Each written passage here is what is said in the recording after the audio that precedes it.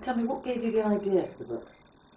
It began with foxes, really. Just living in London, you can't help but see urban foxes all over the place. And I found myself thinking, what would happen if these foxes contracted a disease like rabies, only perhaps worse than rabies? How on earth would the authorities go about dealing with that? Because obviously they're very difficult to find, they're very difficult to track down. If you needed to carry out a cull, how would you do it? Most people would probably say, oh, bring in the army, bring in sharpshooters, snipers, shoot them all. But because I'd grown up in rural Ireland, surrounded by people who loved hunting, I found myself thinking, well, no, you'd call in the experts, you'd call in the huntsmen, the fair hounds.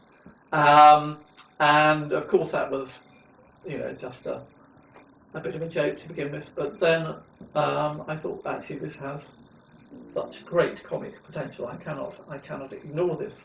So that is how the first bit of the book came together. You've written the most incredible novel. It's had fantastic reviews. Why should people read this book, Fox? Because it is, I hope, very entertaining, but it's also extremely topical. I started writing it 6 years ago, and I was worried that by the time it appeared, its observations on the surveillance society and Britain's relationship with China would be out of date. But they're actually far more pertinent. But actually, as time has gone by, they've become more and more relevant. And the book opens, in fact, with a visit to China by the British Prime Minister, who's cozying up to the communist government. And just as the book was going to press, indeed, there was David Cameron in cahoots with the Chinese top brass. And people always say that authors draw on their own experience. To what extent did you draw on your own experience for the book? I drew on it very closely for the episodes that take place in China. I've made 2 visits to China. The first one was in the mid-80s, and the second one was 2 years ago. And on the first trip, I made a journey by train from Hong Kong to Beijing and back again. Quite a journey. How long did that take? And in those days, it took 36 hours each way. And when I came to write the book, I thought it would be great to have this train journey as part of the story. But then I thought maybe I better do it again, because things have probably changed in China in the intervening 25 years or whatever it was, and how right I was, because well, for one thing, the journey had decreased in length from 36 hours to 24 hours, and also the landscape had changed enormously.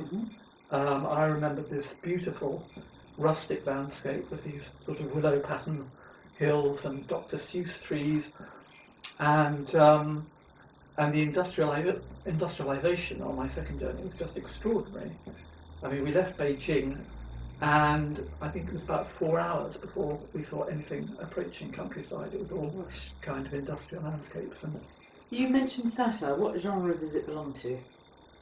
Well, the Mail on Sunday, in their very nice review, described it as gentle satire. So it's the gentle satire genre.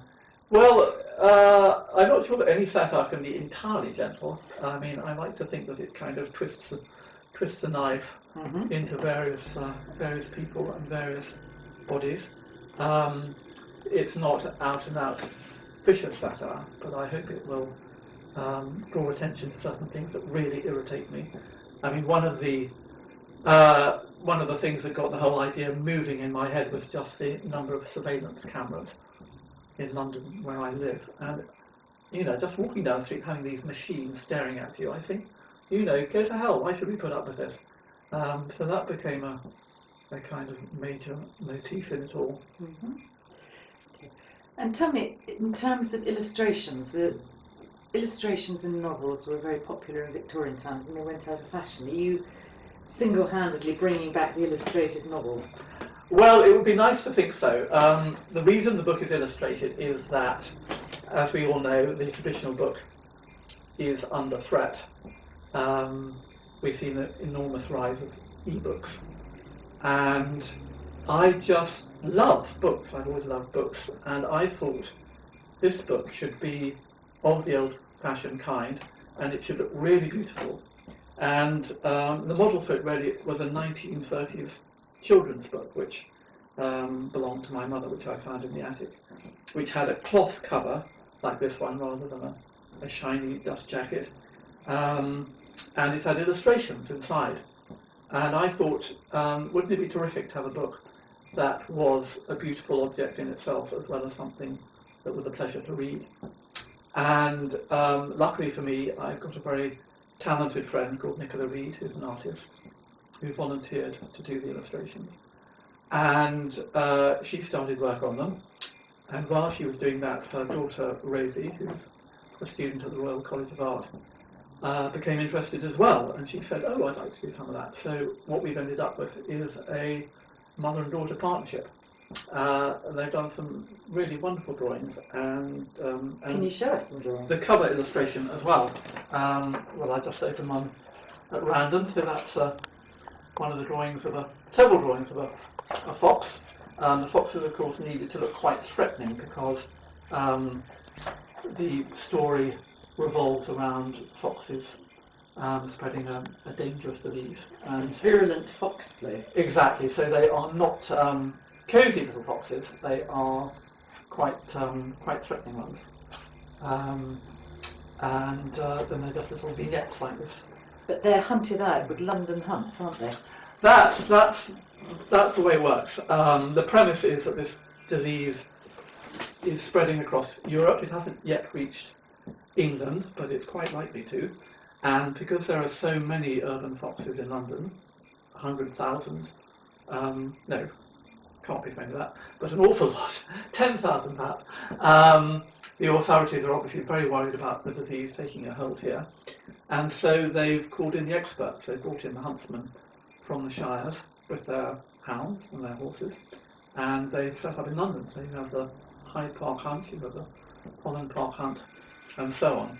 Could you read the opening paragraph? Because that's rather wonderful about the hunt in London.